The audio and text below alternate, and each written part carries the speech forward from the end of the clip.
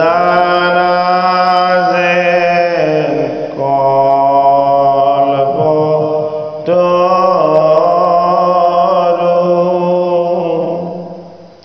তাহান্ত বিনাই নাই নাই নাই আমাৰ পৰম গুৰু ৰাম আমাৰ পৰম গুৰু।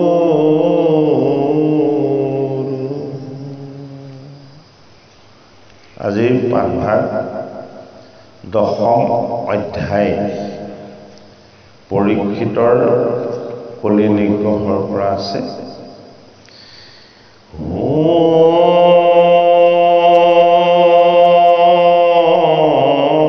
নমো ভগৱতে বাসুদেবায়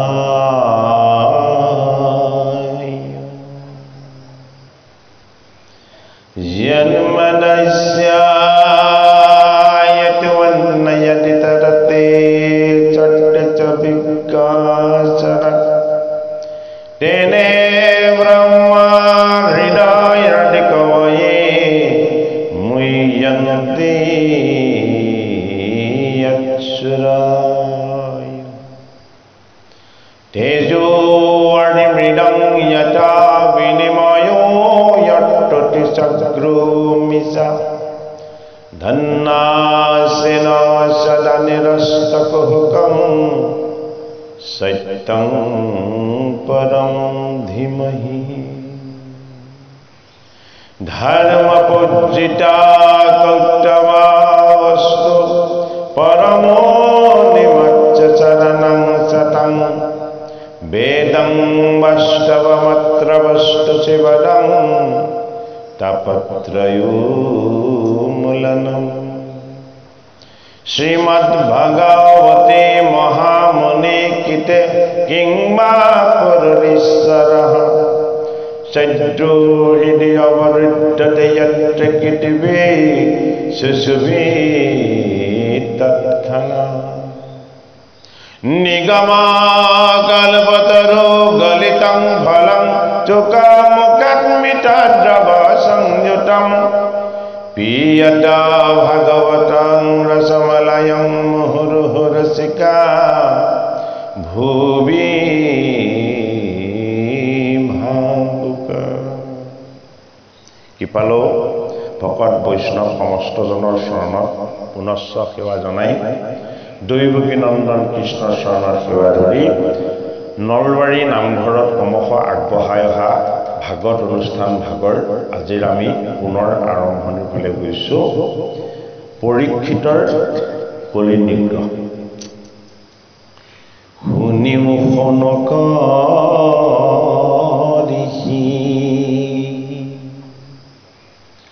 ভুলিলা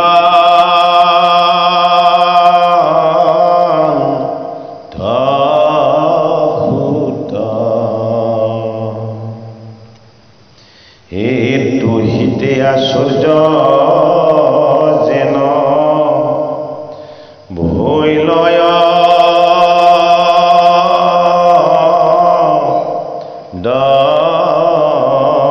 ভূত কৰি দিগ বিজয় জয়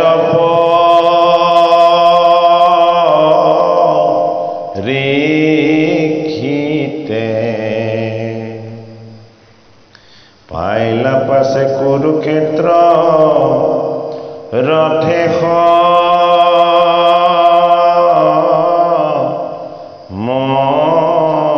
মনিতে দেখিলা নিপতি তৈতে বিচাৰে ফুৰ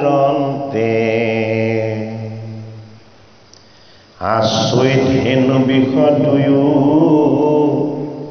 দুখত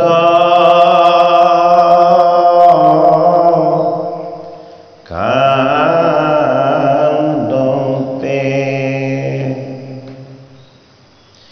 মৃণাল ধৱল বৃষ কামপৈতৰ তৰি ঈশ্বৰণত তাৰৈ ক্ষুদ্ৰ গোটে দণ্ড ধৰি ভয়তে তেজন্ত যেন মলমূত্ৰ আতি চৰণত বহাৰে ধে নুকুকৰৈ শাস্তি একানন্তেয়া চন্ত্ৰ বহে লোতক নয়নে অনাথক মাৰৈ যেন দুৰ্জন তেন্তনে ও হেন দেখি খেদি গলা এ ৰাজা ইয়াতে বেঠে এ হাতে শৰধনু ধৰি সুবৰ্ণৰ ৰথে মেঘৰ গম্ভীৰ ধ্বনি বুলিলা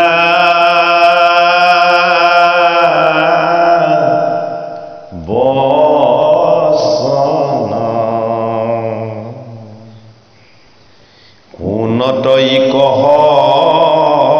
ৰে অধম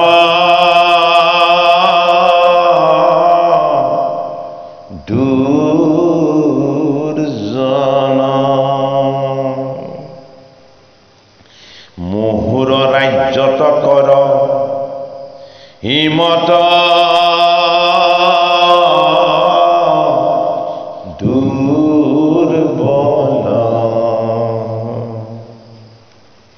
হে মৰিবাকো শংকা নাহি কিহৰ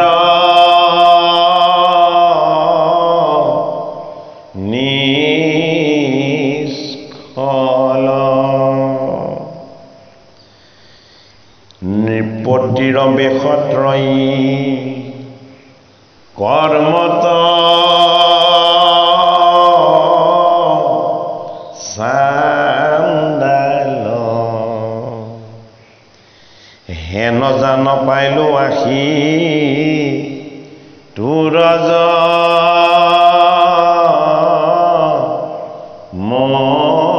মকাল শিৰত মুকুট হাতত দণ্ড দেখাত ভয়ংকৰ ৰূপটো ৰজাৰ দৰে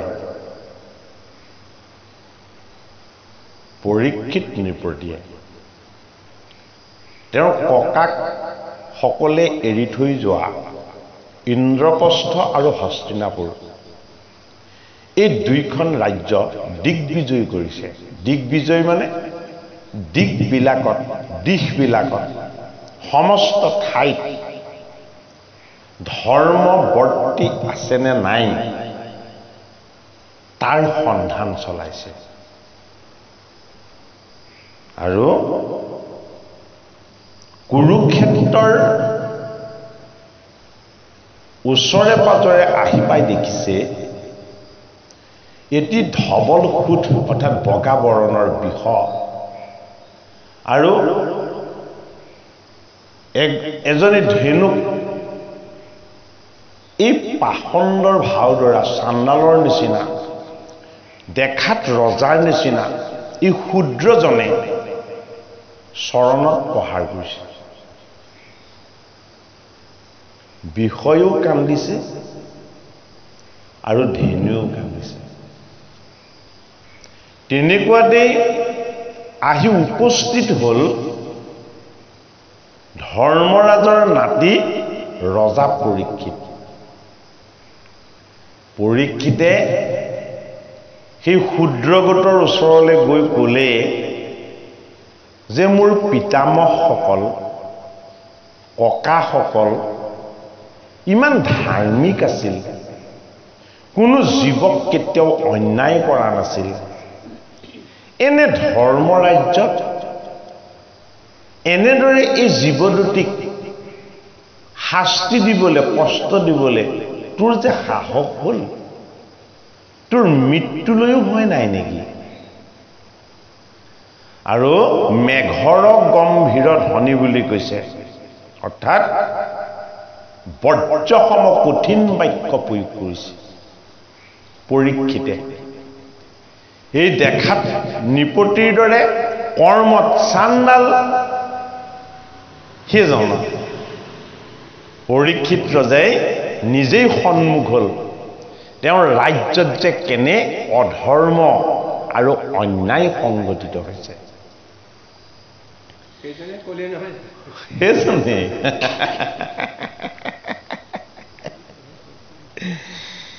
হে মোহৰ ৰাজ্যত কৰ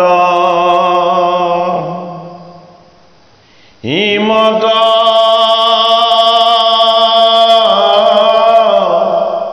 দুৰ্বল মৰিবাকো শংকা নাই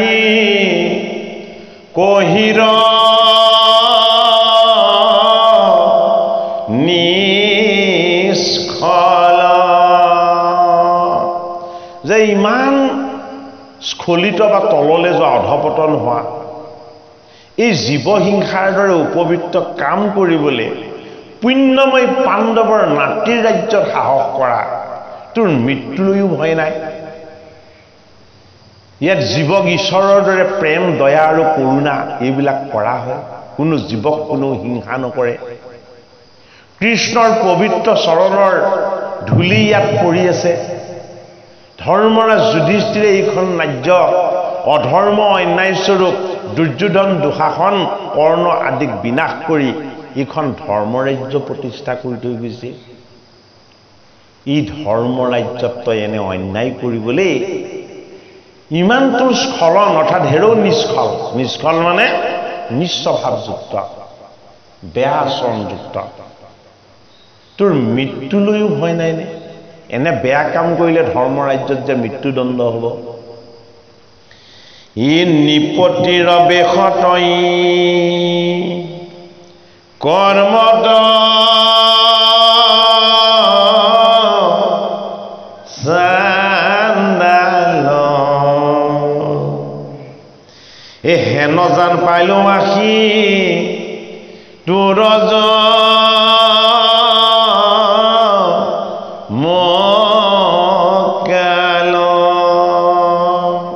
তোৰ বেশটো ৰজাৰ দৰে, কিন্তু কৰ্মটো তোৰ চাণ্ডালৰ। সেইটো কাৰণেই ৰজাৰ ভাও ধৰি চাণ্ডালৰ বৃত্তি লোৱাজনৰ এতিয়া নিঘাত মৃত্যু। তই মৃত্যুৰ বাবে সাজু হ। পৰীক্ষিতে কৈছে, তোৰ ওচৰত আহি মৃত্যুৰ ৰজা যম আৰু কাল, তোৰ মৃত্যুৰ সন্ধিক্ষণ, সেই সময় যম আৰু কাল, অৰ্থাৎ মৃত্যু আৰু সময় দুইটাই আহি উপস্থিত হৈছেহি। হে গৈলন্ত বিদুৰ মাত্ৰ কৃষ্ণ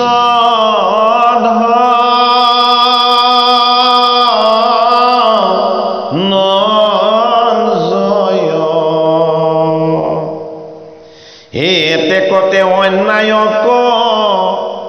ৰসদ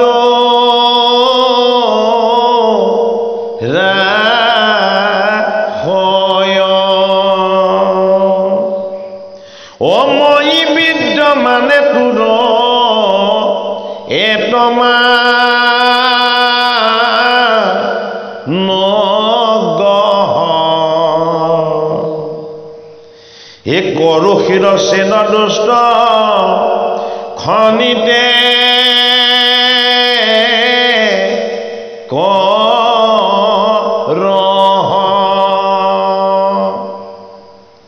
অধৰ্ম আৰু অন্যায় পাণ্ডৱ বংশই কেতিয়াও স্বীকৃতি দিয়া নাই। ৰজাই কৰক প্ৰজাই কৰক, অচিনাকি যদিও সেই নৃপতিৰ ভাও ধৰা চাণ্ডালৰ বৃত্তি লোৱা জীৱক হিংসা কৰা তেওঁক কি বুলি কৈছে যে আমাৰ বংশত পৰম পবিত্ৰ মহাত্মা বিদুৰ আমাৰ খুৰা অৰ্থাৎ তেওঁৰ ককাক, এই বংশত ধৰ্মিষ্ঠ যুধিষ্ঠিৰ অৰ্জুন ভীম এইসকল আৰু লগতে ভগৱান কৃষ্ণ, তেওঁলোকে এই ভূমিভাগ এৰি যোৱা বেছি দিন হোৱাই নাই। তই এনে দুষ্কৃত্য কৰিবলৈ ইয়াত কেনেকৈ সাহস কৰিলি? আৰু মই সেই বংশৰ ধৰ্মক ৰক্ষা কৰা নাতি থাকোঁতে, ৰজা থাকোঁতে এনে অধৰ্মটোক কৰিবলৈ নিদিওঁ। তই এতিয়া সাজু হ, তোক মই এতিয়াই শিৰচ্ছেদ কৰিম। মই বিদ্য মানে তোৰ এতমান গ্ৰহ, মই ধৰ্ম বংশৰ নাতি ৰজা হৈ থকাত তোৰ ইমান গহ মানে অহংকাৰ কেনেকৈ হ'ল? ধৰ্মক ৰক্ষা কৰোঁতা নৃপতি পৰীক্ষিত থাকোঁতে এনে অধৰ্ম কৰিবলৈ তোৰ গহ বা অহংকাৰ কেনেকৈ হ'ল? কৰো শিৰচ্ছেদ দুষ্ট শনিতে কৰ, খন্তেক সময় ৰ, মই তোক শিৰচ্ছেদ কৰিম। এই মহন্তক পীড়া কৰ মুহুৰ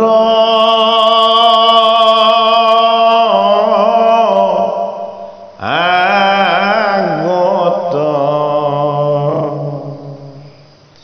এই ৰহ ৰহ ভাগো আজি তোহৰা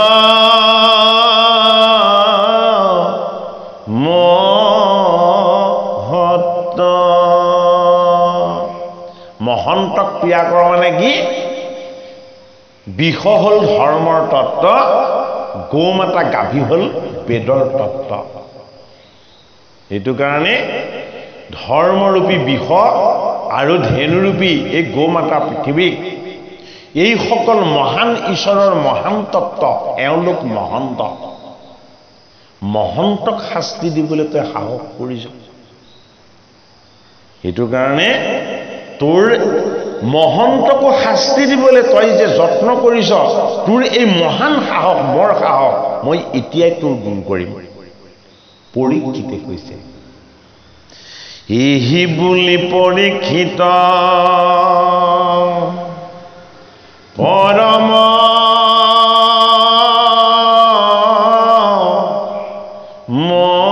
মহন্ত, এই ধেনু বিষভকদকো সম্বনে মাতন্ত, সেই ক্ষুদ্ৰ গোট কলিক তেওঁ শিৰচ্ছেদ কৰিম বুলি ভাবুকি দি এই ধৰ্মৰূপী বিষ, ধৰিত্ৰী মাতাৰূপী বেদৰ তত্ত্বৰূপী গাভীৰূপী গাইৰূপী এই ধেনু পৰীক্ষিত নৃপতিয়ে পুত্ৰবৎ প্ৰেমৰ দৃষ্টিৰে চাইছে, অৰ্থাৎ সেইসকল পৰীক্ষিতৰ ৰাজ্যৰ প্ৰজা। কি বুজাইছে আমাক? যদিও ৰূপত এটি বিষ আৰু এজনী গাই পৰীক্ষিতৰ কাৰণে তেওঁৰ ধৰ্মৰ ৰাজ্যৰ এই জীৱবিলাকো প্ৰজা, সেই জীৱকো কোনেও কেতিয়াও অন্যায় অধৰ্ম বা কষ্ট কেতিয়াও দিব নোৱাৰিব।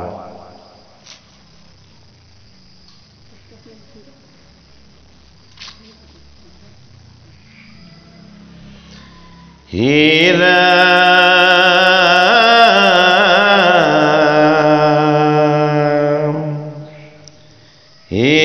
কৃষক ভমীয় এ কোন তুমি আছা ফুল শুক্ল বিহৰ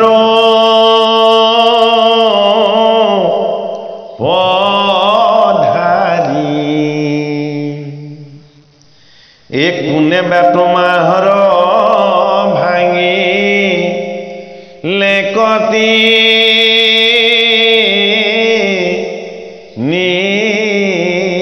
ভৰি কৃষক ভ্ৰমীয় এক পাৱে মই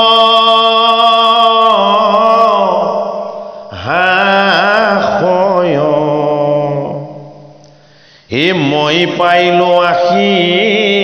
আউৰ নকৰে বা ভয় জুইত ৰাখৈ কৌৰৱৰা জাৰমা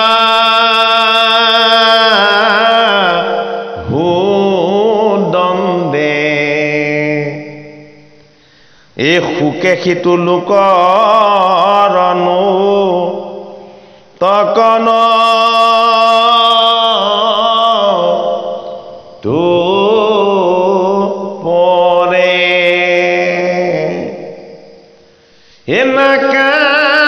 নাকান্দা মাও ধেনুৱে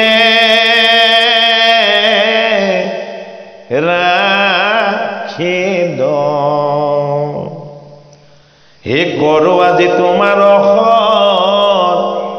তোৰ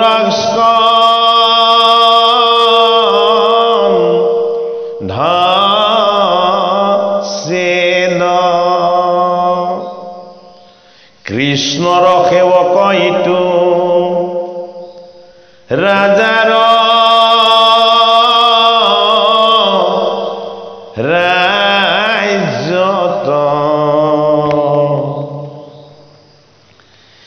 কেবে নতু কৰে আহি দ্ৰোহহে ন মত কি কাৰণেনো এখন পদেৰে ভ্ৰমণ কৰিছা হে বিশ্বৰূপধাৰী মই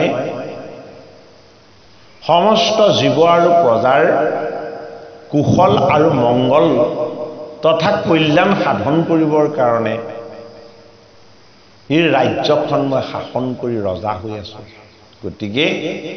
তোমালোকক অভয় দিবলৈ তোমালোকক দুখ কষ্টৰ পৰা ৰক্ষা কৰিবলৈ পাণ্ডৱৰ বংশৰ নৃপতি আহি পাইছে তোমালোকে অলপো এতিয়া ভয় নকৰিবা য'ত কৌৰৱ ৰজাৰ শাসনৰ পাকজৰীয়া স্পৰ্শ কৰিছে শাসনৰ বাহু বুলি কৈছে যেটোক আমি ৰাজ্যৰ সীমা বুলি কওঁ যলৈলৈকে আমাৰ শাসন বৰ্তি আছে এই জম্বুদ্বীপত ক'তো হে বিশ্বৰূপী ধৰ্ম হে মাতৃৰূপী গাভী বা গাই তোমালোকে অলপো ভয় নকৰিবা কিয় ইয়াত অধৰ্ম আৰু অন্যায় হ'বলৈ কেতিয়াও দিয়া নহয়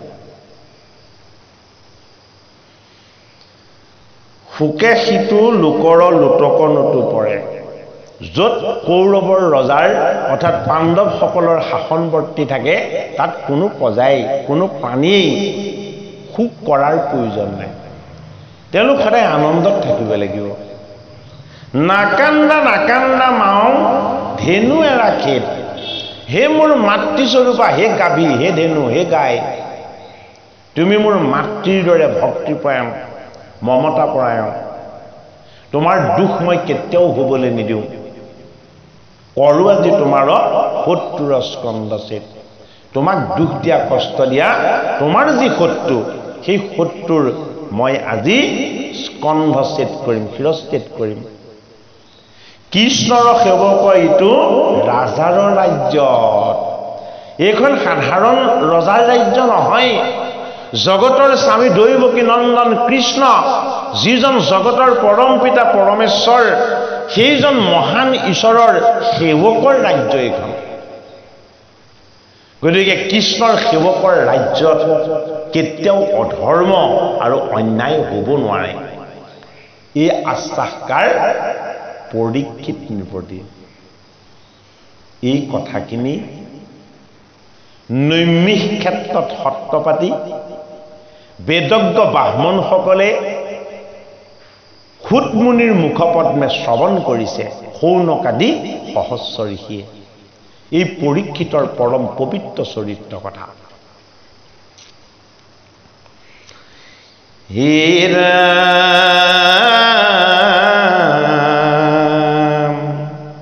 হে যদি দেৱে কৰে তোমাৰ হাকহে নদন্দ হে তাহাৰু সে দিব শালং কীৰ্তমা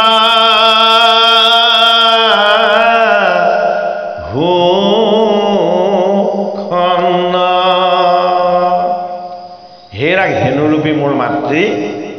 হেৰা ধৰ্মৰূপী বিষ যদি কোনোবা দেৱতায়ো দৈবিক শক্তিৰে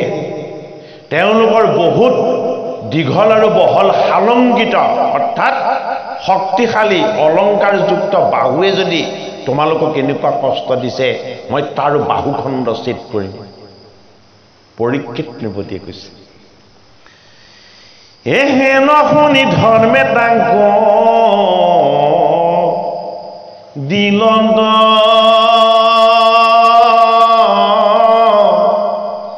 উত্তৰ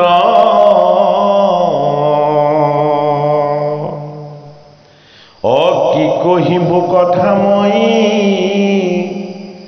তোমাৰ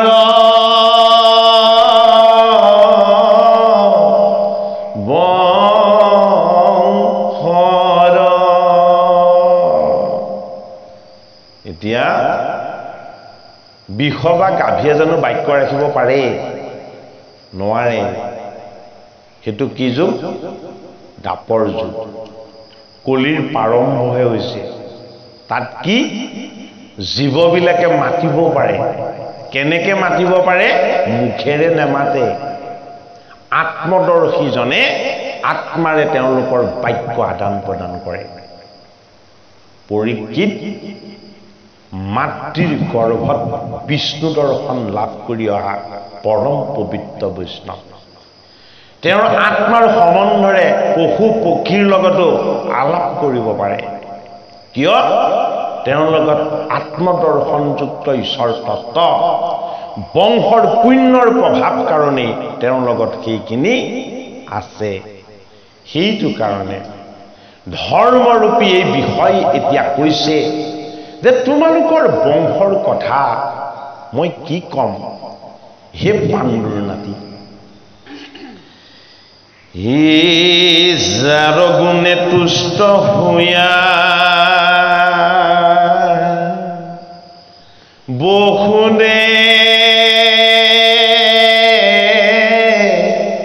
বহুত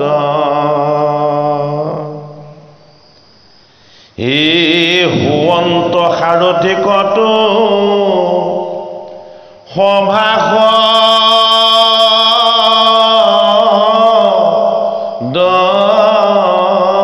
দূত একৰন্ত মন্ত্ৰণা কত মন্ত্ৰী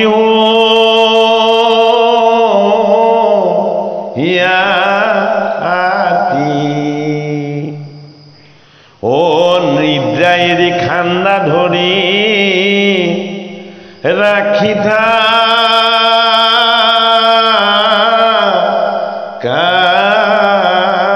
ৰাতি ও ধ্যানতো নেদেখৈ যিটো বেদৰ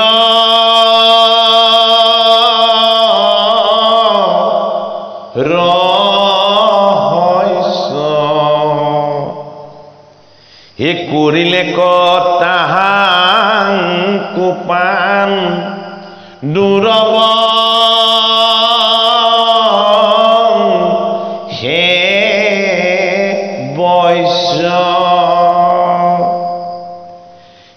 কহিব পাণ্ডৱৰ মহাগুণগণ ও যাক সেৱা কৰিলায়া পুনি নাৰায়ণ এটা সম্বাৰ বংশ তুমি পৰম পবিত্ৰ এ দিবাহা অভয় দান হাত কুণচিত ধৰ্মৰূপী এই বিষয় কৈছে মই পাণ্ডুৰ বংশৰ ধৰ্মৰ কথা পুণ্যৰ কথা গৌৰৱৰ কথা মই কি ক'ম যিটো বংশত আহি দৈৱকীৰ সুত বা পুত্ৰ যি বেদৰ ৰহস্য বেদেও যাক নাজানে মন্ত্ৰগণেও যাক বুজি নাপায় যোগীয়েও ধ্যানত যাক সাক্ষাৎ কৰাটো অতি দুৰ্লভ সেই বেদৰ ৰহস্য স্বৰূপ জগতৰ হৰি দৈৱকী নন্দন কৃষ্ণ যিজন সমস্ত জগতৰ স্বামী যিজন নাৰায়ণ সেইজন নাৰায়ণে আহি পাণ্ডুৰ বংশত এজন সেৱকৰ দায়িত্ব লৈছিলে ক'ত লৈছিলে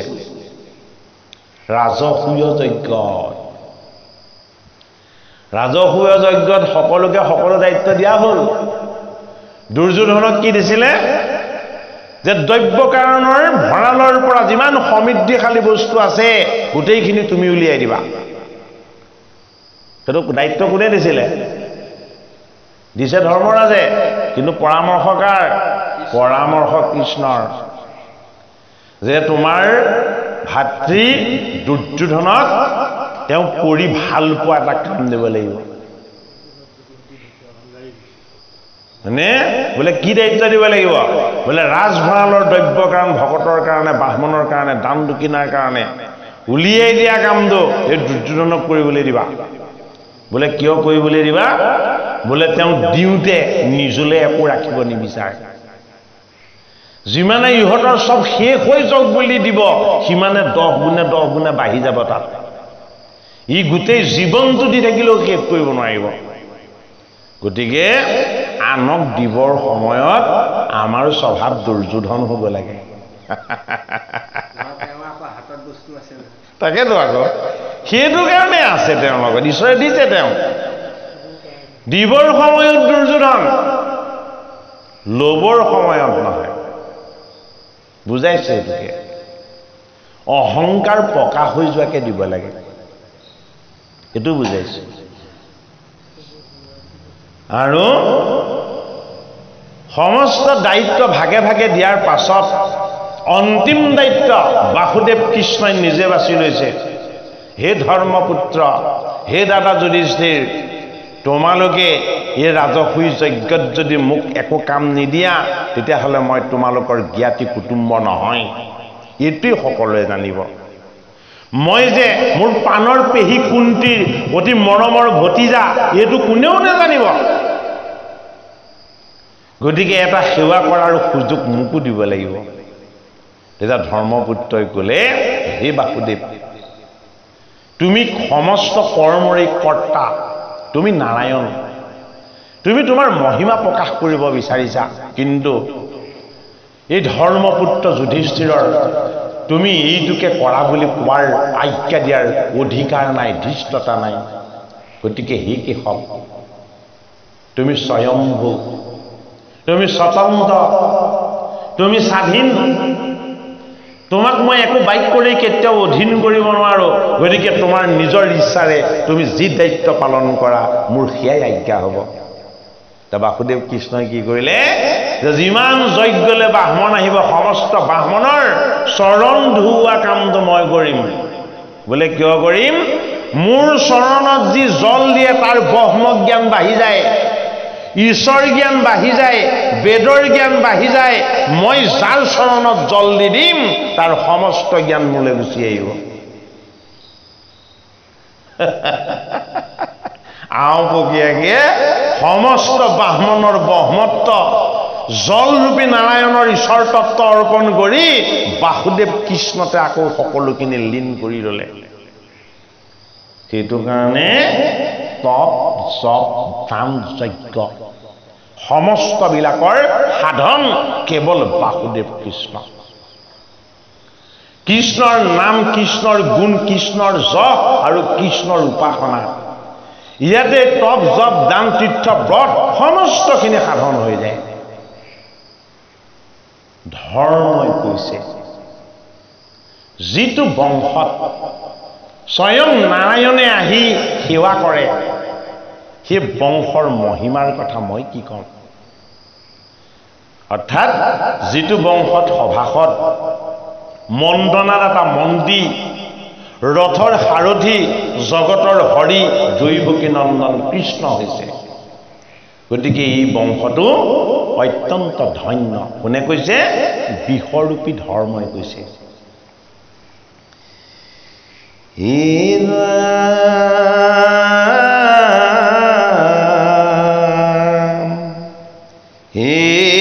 কোনে দুখ দেয় যিটো পুছিলা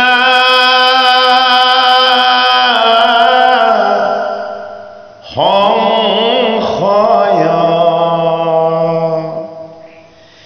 কহিবে নোৱাৰো তাক নৃপদী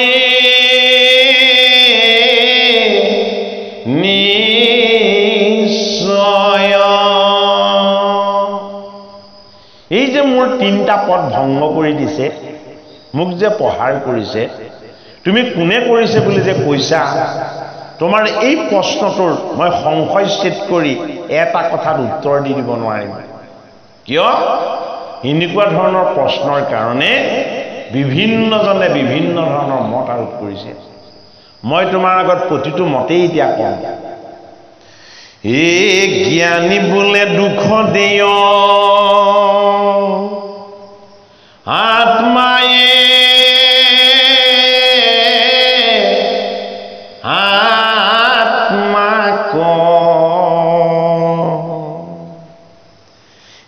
কুতৰ কি পণ্ডিতে দুখ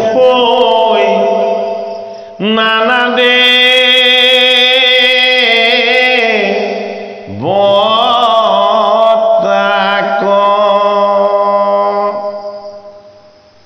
হেৰা পৰীক্ষিত নৃপতি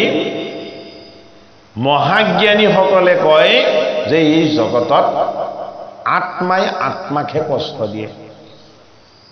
বেলেগ কোনেও কাকো একো কষ্ট নিদিয়ে কিন্তু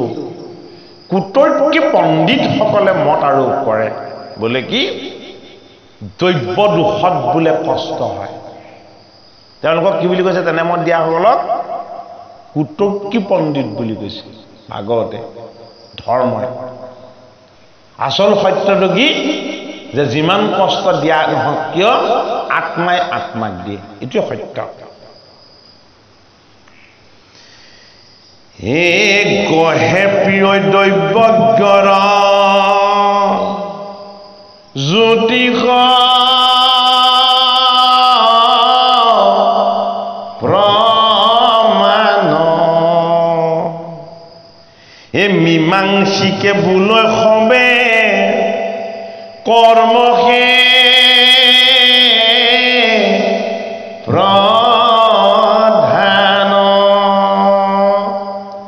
জ্যোতিষ শাস্ত্ৰক মানি চলা সকলে মোৰ এই কষ্টৰ কাৰণটো ক'ব যে মোৰ লগত গহৰ দুখ লাগিছে এই যে ধৰ্মৰ যে তিনিপদ লাগিছে আৰু কি বুলি কৈছে যিসকলে মীমাংসা শাস্ত্ৰ অধ্যয়ন কৰিছে মীমাংসা শাস্ত্ৰ অধ্যয়ন কৰা সকলে ক'ব কি যে এয়া মোৰ সঞ্চিত কৰ্মফল মোৰ কৰ্মৰ ফল মই ভোগ কৰিছো এয়া মীমাংসকে সিদ্ধান্ত দিব হে লোকৱতে শাস্ত্ৰ তছ ভাবে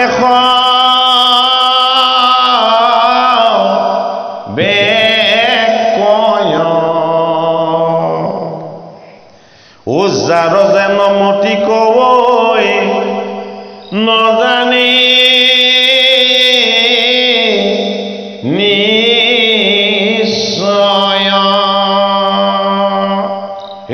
নৃপতি যিজনে যি দৃষ্টিৰে চাই সেই দৃষ্টিৰে মোৰ এই দুখৰ কাৰণবিলাক ক'ব মীমাংসকে ক'ব মোৰ ইয়াক সঞ্চিত কৰ্মফল কুতৰ্কী পণ্ডিতে ক'ব যে এয়া দেৱতাৰ দুখ লাগিছে কৰ্মৰ দুখ হয়নে বাৰু আৰু দৈৱজ্ঞ আৰু জ্যোতিষে ক'ব যে এয়া গ্ৰহৰ দুখৰ কাৰণে হৈছে কিন্তু বিষৰূপী ধৰ্মই কৈছে মহাজ্ঞানীজনে কি ক'ব জানা ইয়াত আত্মাই আত্মাক কষ্ট দিছে সেইটো মহান জ্ঞান অৰ্থাৎ মই তেওঁক যিটো দুখ দিছোঁ সেই দুখটো মই নিজেই পাইছোঁ কায়িকভাৱে নাপালেও সকলোৰে লগততো আত্মাৰ শক্তি ঈশ্বৰ একেজনেই আছে তেওঁ পোৱা আত্মাৰ কষ্টটো মোৰ লগত কিয় আঘাত নহ'ব সেয়া ধৰ্ম হে একান্ত ভকত সবে কহে হে ন ন্যায় হে মিল সুখ দুখ সম ঈশ্বৰ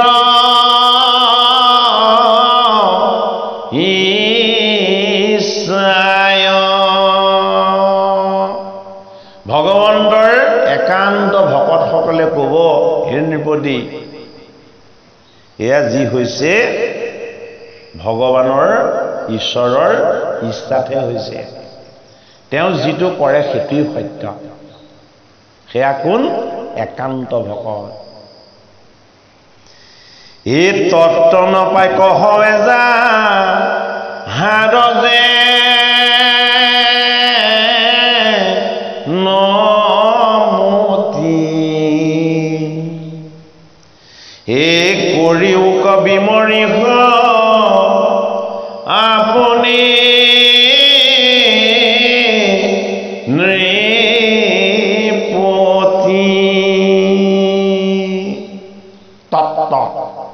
তত্ত্ব মানে কি ঈশ্বৰযুক্ত সত্যটো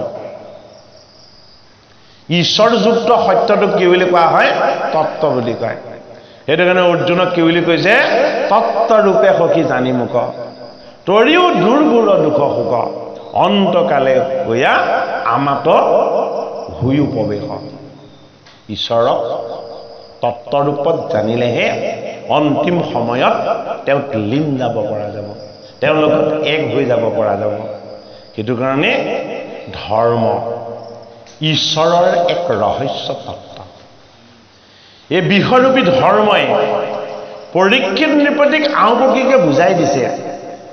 যে এই জগতত তুমি এটি সাধাৰণ জীৱ কৰ্তাৰূপী কাল ঈশ্বৰ তেওঁ যিটো কৰাব সেইটোক তুমি কেতিয়াও নোহোৱা কৰিব নোৱাৰা তোমাৰ কৰ্তব্য কেৱল এটাই বোলে কি ঈশ্বৰে কৰা সত্যটোক তুমি মানি চলাটো হয়নে বাৰু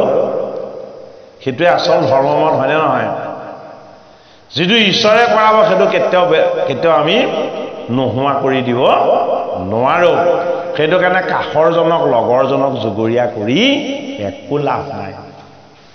কিছুমান ঘটনা আপোনা আপুনি ঘটি যায় কোনেও ঘটাব নালাগে সময়ে ঘটাই দিয়ে এ হেন শুনি পাইলা ৰজা মনদ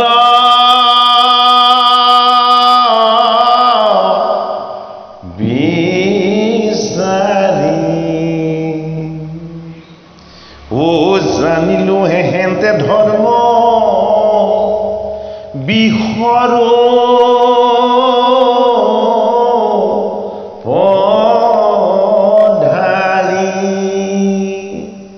পৰীক্ষিতে চিনি পালে কি কাৰণে এই বিষৰূপী ধৰ্মৰ স্বৰূপ তত্ত্ব আৰু তেওঁ বাক্যৰ উপলব্ধি যে তুমি বিষ নহয় তোমাৰ তিনিপদ ভংগ হোৱাৰ কাৰণ তুমি যি মোক জনালা আৰু বুজালা তুমি ধৰ্মৰূপী ঈশ্বৰ তুমি মোক জ্ঞান দিবৰ কাৰণে ইয়াত তুমি মোক দেখা দিছা হি এতেকে সে পৰ পাপ নকৰা বিদিত এ কৈ যিটো হয় সিটো তেনে পাচিত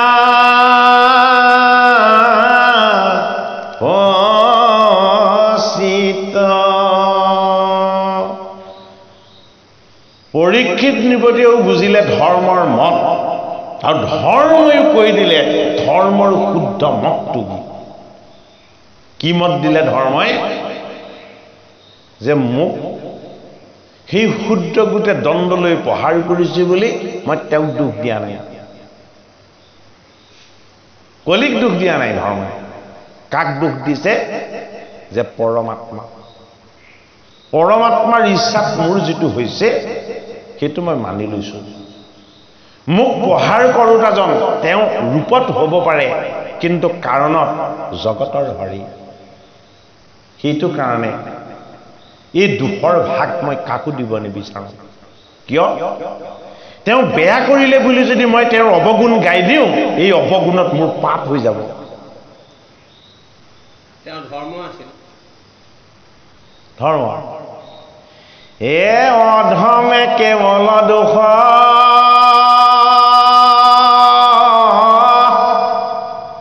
লয় মধ্যম গুণ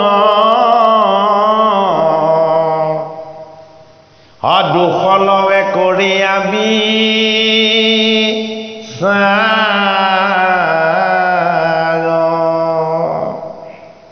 মাধৱে কি লিখিলে অধমজনে সদায় আনৰ দুখটো লয় দেখাত ধুনীয়া কথাকেইটা ভালেই কয় কিন্তু চৰিত্ৰটো বৰ বেয়া ভিতৰত আক্ৰোশ ভাৱ আছে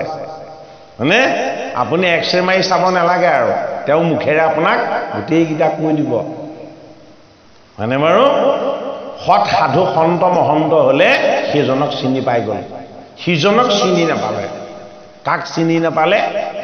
যিজনৰ বিষয়ে বেয়াকে ক'লে তেওঁক চিনি নাপালে যিজনে বেয়াকে তেওঁৰ বিষয়ে ক'লে তেওঁক চিনি পালে কি বুলি চিনি পালে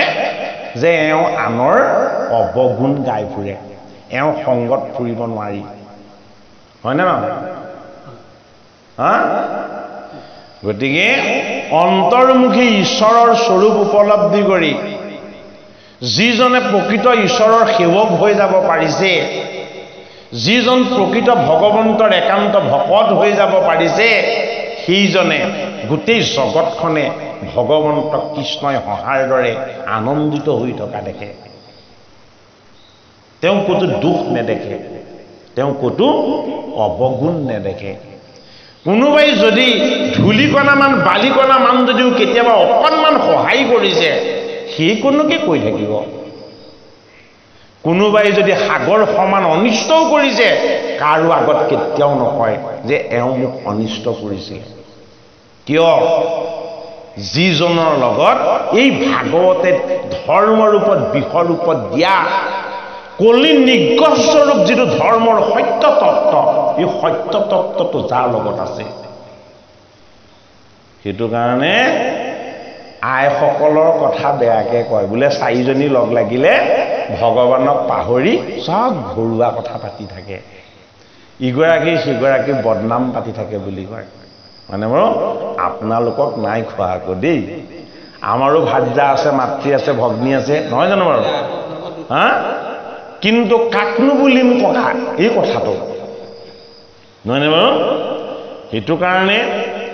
পৰীক্ষিতৰ কলি নিগ্ৰহৰ আচল সাৰ তত্ত্বটো পৰীক্ষিতৰ কলি নিগ্ৰহৰ আচল ৰহস্য তত্ত্বটো নিজৰ মাজত থকা কলিজনক আমি যেতিয়ালৈকে নিগ্ৰহ কৰি ল'ব নোৱাৰিম তেতিয়ালৈকে পৰীক্ষিতে কৰা কলি নিগ্ৰহৰ কথাখিনি আমি গোটেই 7টা জনম শ্ৰৱণ কৰি থাকিলেও একো লাভ নহ'ব আনৰ বদনাম গাবও নালাগে শুনিবও নালাগে পৰ চৰ্চা কেতিয়াও তাত ভাগ ল'ব নালাগে কেতিয়াও তাত কাম দিব নালাগে হয়নে বাৰু কাৰোবাৰ ভাল গুণ স্বভাৱ চৰিত্ৰ আচৰণ ভাল লক্ষণ এইবিলাক ক'ব লাগে হয়নে বাৰু এইখিনি কথাৰ যদি ভাগ পাবলৈ হয় তেতিয়াহ'লে নামঘৰলৈ আহিব লাগিব ভাগৱত কথা শ্ৰৱণ কীৰ্তন কৰিব লাগিব ভাগৱতত গোটেই সমস্ত মানৱৰ মনত সোমাই থকা কলিৰূপী কলম পাপ তাপ দুখ কষ্ট আৰু যন্ত্ৰণাবিলাক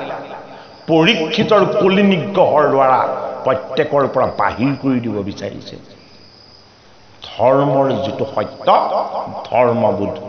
আমাৰ ভিতৰত জাগ্ৰত হ'ব লাগিব কলি বাহিৰত পৰীক্ষিতে নিগ্ৰহ কৰিব বিচৰা নাই পৰীক্ষিতৰ ভিতৰত বহি থকা কলিৰূপী বেয়া দুষ্ট ভাৱনাবিলাকক এই ধৰ্মৰূপী আত্মাই পৰীক্ষিতৰ পৰা আঁতৰ কৰি দিব বিচাৰিছে এয়াহে পৰীক্ষিতৰ কলি নিগ্ৰহ গতিকে ভাগৱত কথা কৃষ্ণ কথা শ্ৰৱণ কীৰ্তন কৰি আমাৰ ভিতৰত থকা অৱগুণ বেয়া গুণ বেয়া স্বভাৱ আচৰণবিলাকক আমি কেনেদৰে কৃষ্ণ ৰাম নামে যিদৰে পাপৰূপী শুকান বনবিলাকক ছাই কৰি ভস্ম কৰে ভাগৱত কথাৰ পৰীক্ষিতৰ কলি নিগ্ৰহ কথা আমি শ্ৰৱণ কীৰ্তন কৰি আমাৰ ভিতৰত থকা তেনে পাপবিলাককো আমি ধুই নিকা কৰিব লাগিব এয়াহে ভাগৱতৰ প্ৰথম স্কন্ধৰ ধৰ্ম আৰু পৃথিৱীৰ কথোপকথনত পৰীক্ষিতৰ যিটো বৈষ্ণৱজনৰ যিটো এটা বিৰাট ভূমিকা আমাক সেইটো কথা জানিবলৈ দিছে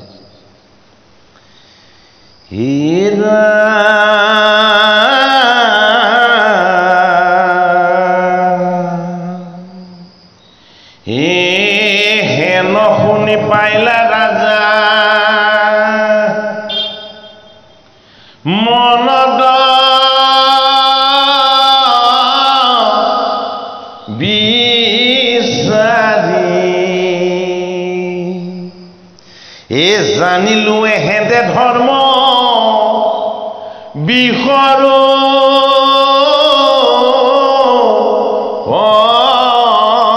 ধাৰি ও এতেকে পৰ পাপ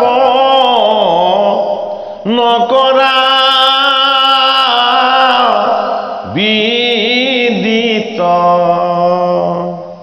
এ কই যিটো হৈ সিটো এ তেলহে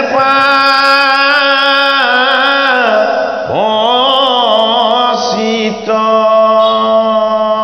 মই যিটো কৈ থাকিম সেইটো মোৰ হৈ যাব মানে বাৰু গতিকে আনৰ বেয়াখিনি কৈ থাকিলে নিজৰ বেয়া হ'বই আনৰ ভালখিনি ক'লে নিজৰো ভালখিনি সঞ্চিত হ'ব তাৰ এটা প্ৰমাণ চাব আপোনালোকে এটুকুৰা লোহা এটুকুৰা চুম্বুকত দি থব কেইদিনমান দি থোৱাৰ পাছত সেই চুম্বক সেই লোহাটুকু আনি অন্য টুকুৰা লোহাত লগাই দিব সেই টুকুৰায়ো বাকী টুকুৰা লোহাক কি কৰিব টানিবলৈ আৰম্ভ কৰিব হয়নে বাৰু আনৰ বেয়া গাই থাকিলে আনৰ বেয়া কৈ থাকিলে আনৰ বেয়া শুনি থাকিলে এই বেয়াৰ চুম্বকত্বটো আমাৰ লগতো প্ৰতিষ্ঠা হৈ যাব সেইটো কাৰণে পৰীক্ষিত নিপত্তিৰ কলি নিগ্ৰহ বাহিৰত হলে নহব আমি প্ৰত্যেকেই জীৱৰূপী পৰীক্ষিত প্ৰত্যেকেই জীৱন পৰীক্ষা দি আছো এই পৰীক্ষাৰ অন্ত কেতিয়া হ'ব যিদিনাখন পৰীক্ষিতৰ ভগৱন্ত কৃষ্ণত এক হৈ লীন গৈছিল সেইদিনাখনে পৰীক্ষাটো শেষ হৈছিল আমাৰো সেই গতিয়ে নহয় জানো গতিকে আহিছিলো ক'ৰ পৰা যামগে ক'ৰ পৰা এই মাজৰখিনিয়ে আমাৰ জীৱন গতিকে এই মাজৰ সময়খিনিক আমি ঈশ্বৰমুখী কৰি ৰাখিবলৈ সদায় যত্ন কৰিব লাগিব হেন ধৰ্ম কিনো ভৈল তোমাক বিষাদ ভাঙিলে কত পশোচ দায়াতি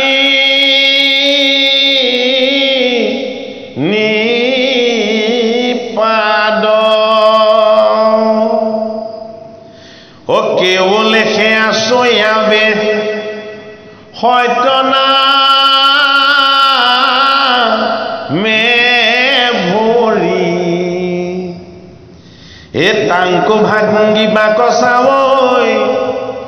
কলিদ